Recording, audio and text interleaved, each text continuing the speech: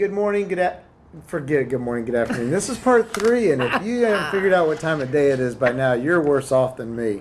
So I'm with Oyo with CNH, and we have done now the third, coming up right now, the third in a series of how to book air, how to be safe about it, how to make money, how to be a better business owner, and how to be a better travel agent. You guys have harassed us until we can't stand it no more about booking air, and we've given y'all a fit about don't book air, you're not going to make any money. And we've spent some time today telling you how to book air and make money. That doesn't sound like Dan, does it? And Chad would be having a stroke right now because Chad's like me. He doesn't think you need to fool with it either. But Oya with CNH and Trip Pro has been teaching us really cool tips on how to be careful with fraud, how to watch out for your liability, how to qualify your guests and make sure that they're getting on the proper airline and they're getting the proper seats and they're getting the proper ticket codes, the fare codes for their tickets, and how to make sure that you confirm everything so that there's no doubt in anybody's mind that everything's done. So you spend an extra minute or two and you make a little bit of extra money and everything is safe and everything is fine and everything is done. And I appreciate you coming in today and spending the time doing that. It's really great.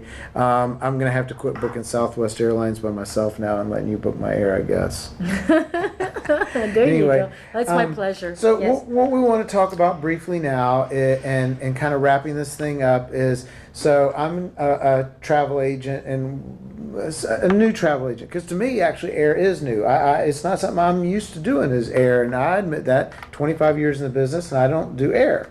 And so it scares me, and so I don't want to do air. So I'm going to listen to all your training and I'm going to do all you do, and the next client that calls up, by golly gee, I'm going to book their air for them. In qualifying them, we need to make sure we know that they have past guest, or not past guest numbers, or frequent flyer numbers, and make sure that we can input that kind of information. And, you know, do they have a special credit card they want to use to get their credit card value and points and stuff like that? TSA, pre-TSA, if they have it, it helps, or global entry. These are the things that, you know, make sure that you ask these questions. So you're qualifying them, you got to get their name and make sure that's spelled correctly.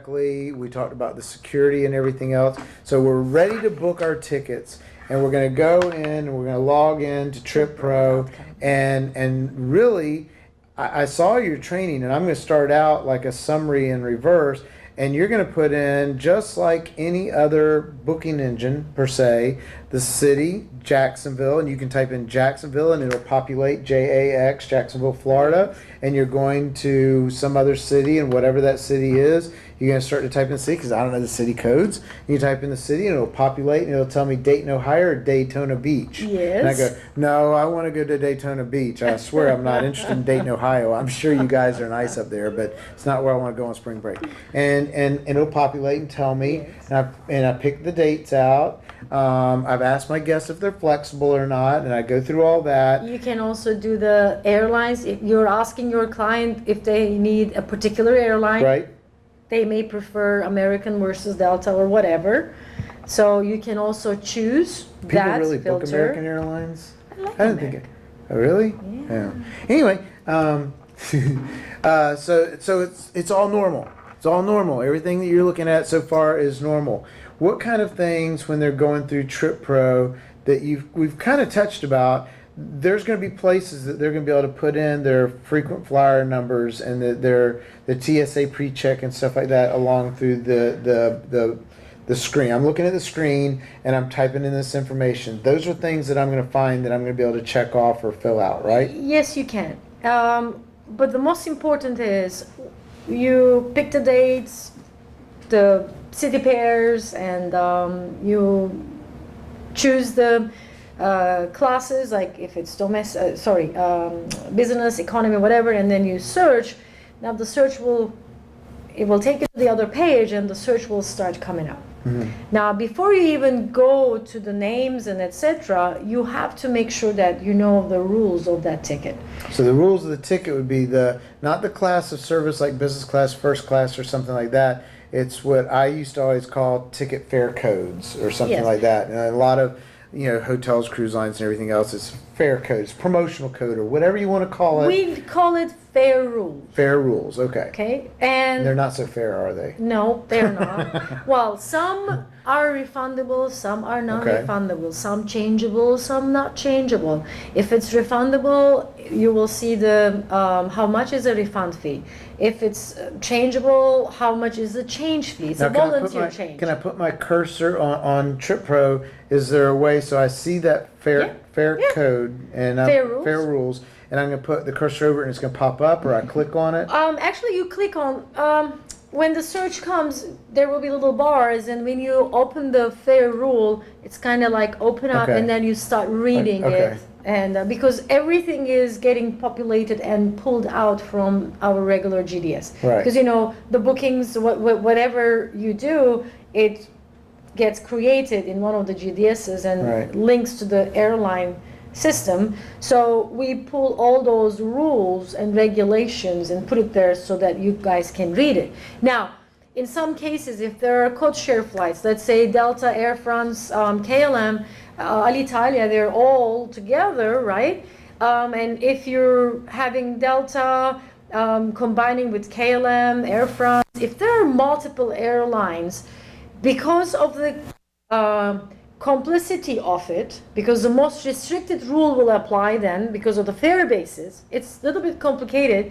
If you do not see the rule, make the reservation, fine, but you have to get in touch with us. Either email us or call us and let us give you the fare rule and tell you if that ticket is refundable or not, or changeable or not, and the fees. It's very important. Because like with Delta, we'll stick with what that was. So are you telling me like Delta, I'm going to fly to France, or Italy, and I'm going to fly to JFK on Delta, but in JFK, I'm going to jump on Air Italia and I'm going to fly over. On Delta, it may or may not give me that fare rule, and Air Italia's fare rule may be totally different, and so they actually aren't showing you all the information you need to see. Because again, there are more than one rule. Gotcha. If there was just one rule, it's there. If there is more than one rule, then the system kind of blocks it to make sure that you read all these rules, and who's going to read it? We're going to tell you, and the most restricted one will be picked up. So let's say you go from Miami to Barcelona nonstop on American Airlines International, and then from Barcelona or Madrid, and then from Madrid to Barcelona, let's say Iberia picks it up. Just again, and they're all together in the same family. They're together. You can make it with British also. However, the American Airlines may have a refundable fare basis, and the fare is refundable. And if you had booked everything on American Airlines, the scenario would be different. Good. But when you're adding another carrier, and if Iberia or the second carrier in that particular fare basis, if it's a non-refundable fare, the whole journey becomes non-refundable. So here's what I've learned so far out of lesson 1, 2, and 3. You know what I got so far? Make sure you qualify your client, know exactly what they're able to do, what they're willing to do, and what they want to do. And 2, don't assume anything. Make sure your client checks everything out, make sure you check everything out, and make sure that you understand what you've booked. So when you go in and you're looking at fair rules, kind of where I got that. When you're looking at the fare rules, don't assume. And if it pops up and says my flight to JFK is totally non-refundable, but it's going to get on Air Italia and it doesn't tell you jack, you need to call them up and say, what's up with that? Don't assume that makes everything's good to go. It normally says multiple fare bases. That's it. So you have to call us. So don't assume. Or email us just with the reservation, because once you make the reservation, you will receive an email instantly. Everything is instant. If you don't receive an email, it means there's no reservation. So we go in and we do our search and we see our fare rules and everything's good to go. And we select. And we select and we start to populate the blanks. Name, you put the blanks like the name, the date of birth. Oh, the date of birth. It's very important also. It's mandatory field that you cannot fake it. And especially now that people are having global entry and TSA, if anything is really not matching, then they're not going to have it. And if they don't have it, they will not be happy. Okay? Yeah. So you have to be careful that with the date of birth, especially if someone European like me, that we write the month before the date. Here is, sorry. No, we do it. We say June 11th, 1960. We do. Y'all do 11 June 1960. Yes.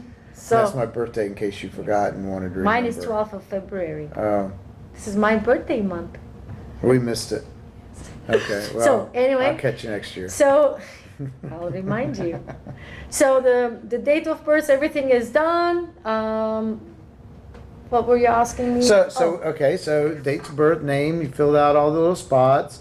So you selected the ticket, you looked at the fare rules, you filled out the name and all that kind of stuff, and then you go down and confirm. Yeah, confirm. You put your markup, put down the credit card information, and hit order. Now let's say you don't have the credit card information yet, and you need to call the client back up and say, "Got great news! I found you just what you want."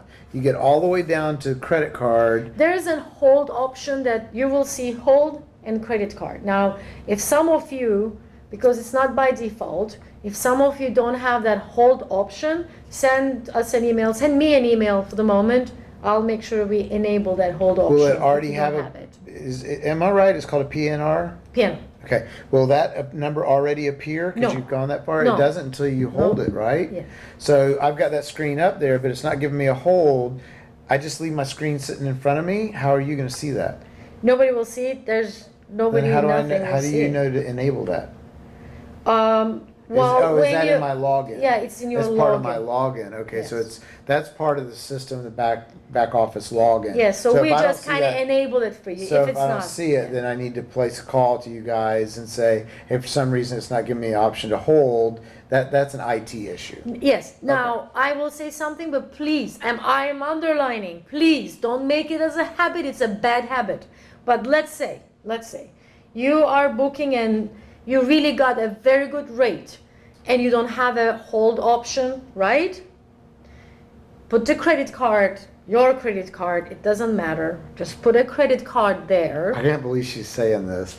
Keep going. Okay? Because your ticket will not be issued. At the very bottom, you will also see now two places, either book and hold or order. Now, the differences. That's why I said we don't do it, we don't enable it to everybody, that hold option. Again, when you are making a booking, for us too, we don't want it to just waste everybody's time. It's our booking engine. The more that people are just searching and not booking and not ticketing, it's not a good business, a bad business. We want everybody to be serious, to come there, make the reservation, and if your client is serious, they're going to give you their credit card information anyway, and you will get it anyway. So you just put it there, but you don't have to issue the ticket right away. They may say, let me double check one last time you hit the ticket. There will be an option saying book and hold. Okay, so that will hold your reservation with the credit card. When you want to order, then you have to do another extra step to order the ticket. And you can go in and change the credit card information and hit order. Yes. So if the option to hold doesn't come up, there's two options from there. I can either stop what I'm doing, call IT and say...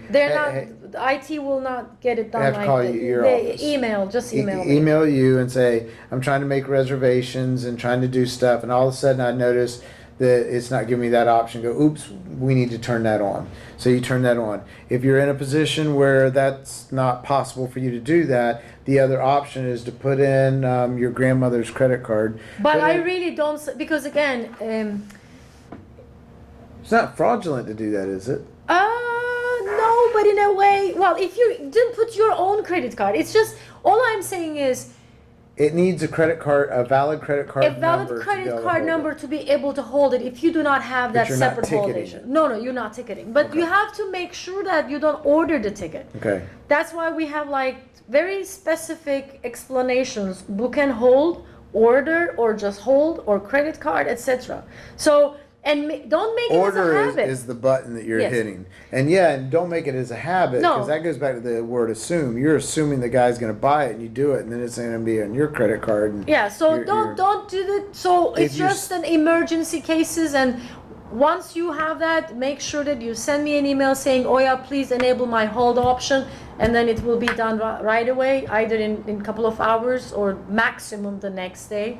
But it's you unlikely. need the hold option so you don't have to do that. Yeah. That's just really what It's- it I boils know. down to is Yes. if you get stuck and you have to do that, get the hold option, email her, and in the meantime, if that issue comes up, you know that that's a little trick that you can use. Okay, so we've confirmed the ticket. We've gone ahead and we held it. If we held the ticket, I'm gonna call Dan up and say, I got you what you wanted, and he says, great. Here's my credit card. Go ahead and book it. And you're just going to go into that. By now, I'll have a PNR number. Yes. And I'll be able to go into that PNR, open it back up, and put it in the credit card information and put order. Yes. And once I hit order, I'm on that 24-hour clock. Yes. Okay. So then. And you will receive an email. If you do not receive an email, whatever you do, okay, the best part is, and I always say this, and don't come back to me and saying, I ordered a ticket, and I asked the question, did you receive the email? Oh no. And I'm like, okay, didn't I tell you that everything is instant? When you make a reservation, whoop, instantly you receive a reservation code, the PNR, it's all confirmed, blah, blah. You receive an email with the confirmation of the reservation itinerary. When you order the ticket with the credit card information, it says ticket ordered. Let's say you applied the payment, but you're holding, you didn't order. You receive an email, payment applied, and it says in red, but ticket is not ordered yet. Because it's waiting for the credit card to clear. Yes, or for you to order the ticket. Okay. It may happen.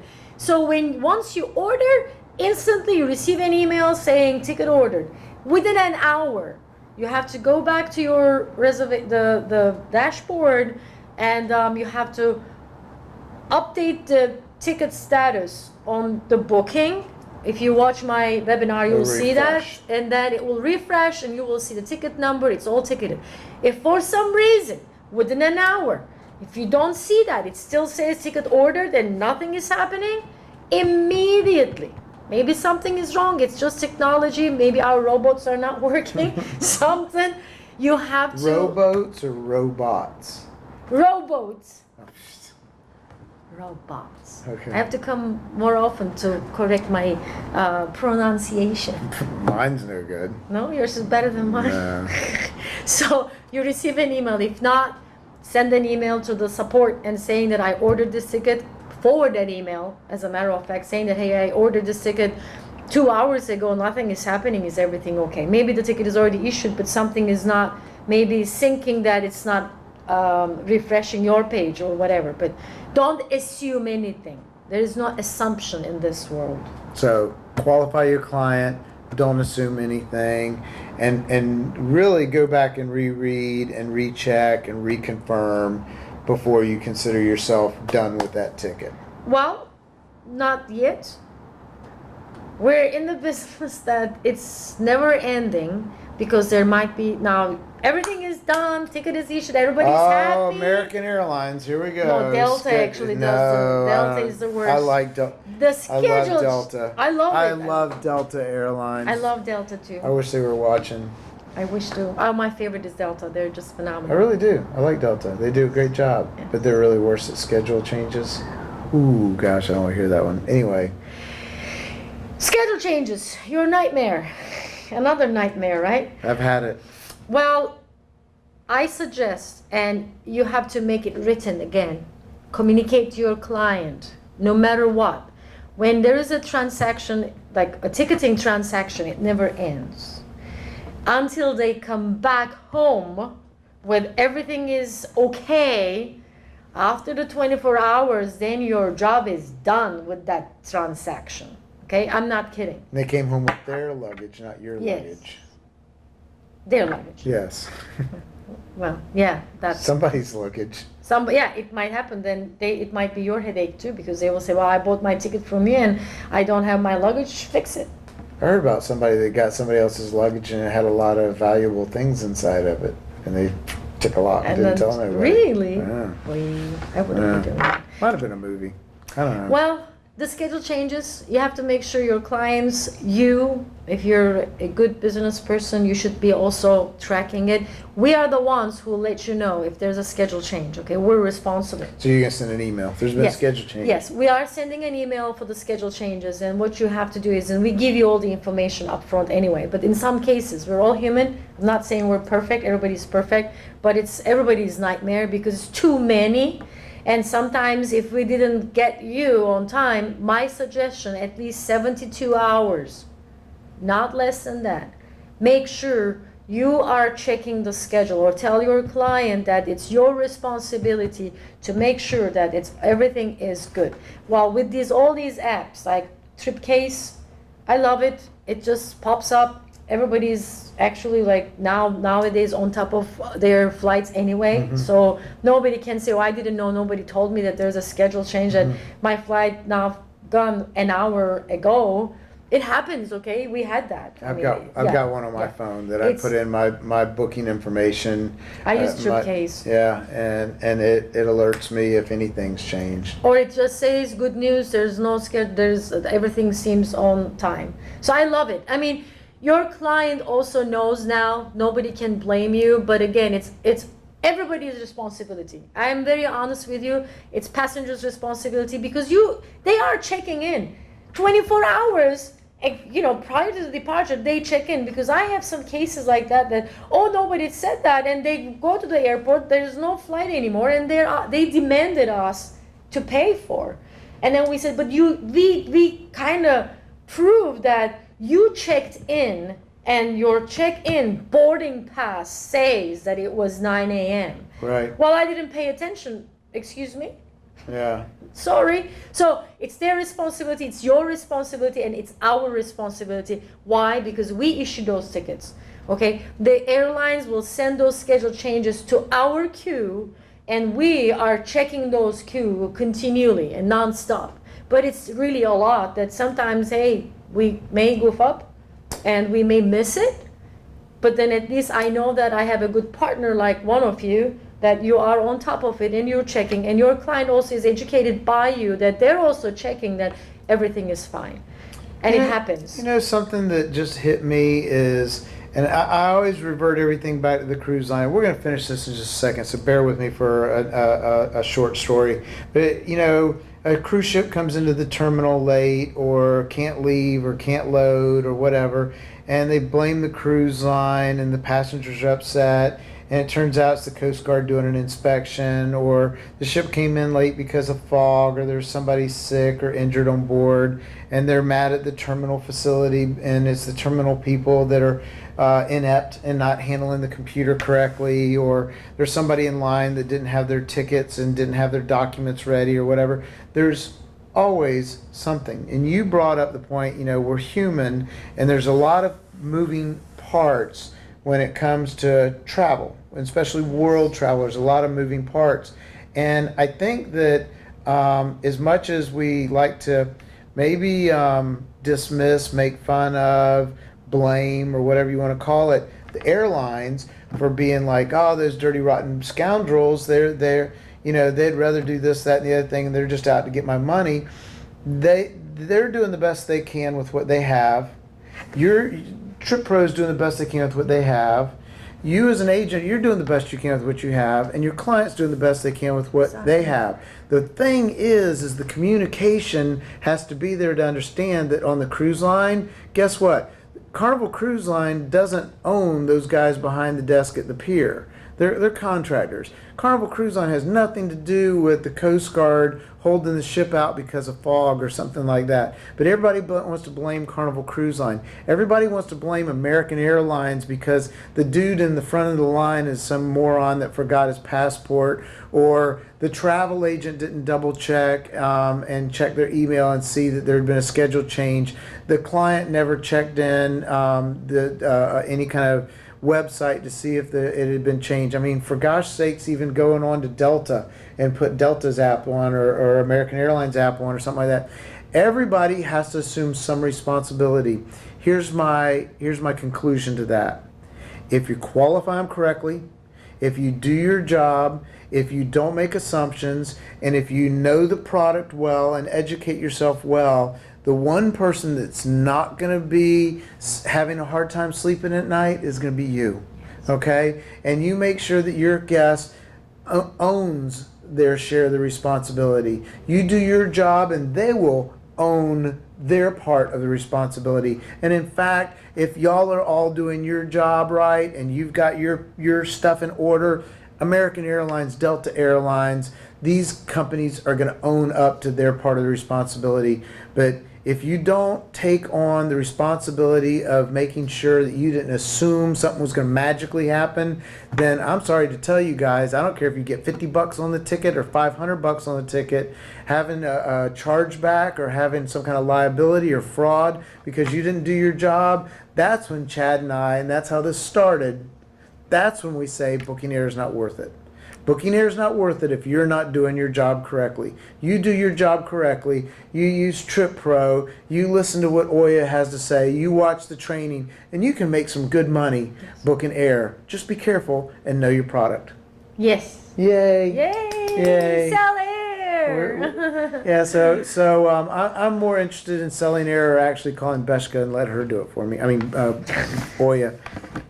Beshka. I don't even know anybody named Beshka. Goodness gracious. Becky, maybe you wanted to say Becky Shoal.